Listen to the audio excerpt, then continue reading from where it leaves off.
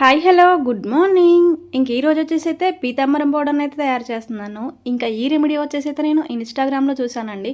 Work అవుతుందా లేదా అని చెప్పేసి ఒకసారి ట్రై చేద్దామని అయితే ఇలాగ ట్రై చేశానండి.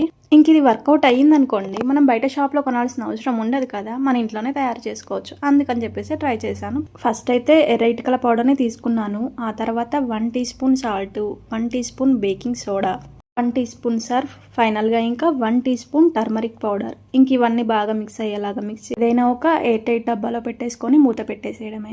ఇంకా ఈరోజు పూజ సామాన్లు మొత్తం ఈ పీతాంబరం పౌడర్ తోటే క్లీన్ చేయాలని అనుకున్నాను. అందుకని చెప్పేసి అయితే స్టార్ట్ చేశాను. రిజల్ట్ అయితే ఇంత బాగా వస్తుందని నేను అస్సలు ఎక్స్పెక్ట్ చేయలేదు. నిజంగానే చాలా బాగా క్లీన్ అయ్యాయండి. ఇంక ఈ వీడియో వచ్చేసి మీలో చాలామందికి యూజ్ అవుతుందని నేను అనుకుంటున్నాను. ఇంకా మన సబ్స్క్రైబర్స్ వచ్చేసి ఆల్మోస్ట్ 16K దగ్గరలో అయితే ఉన్నారండి.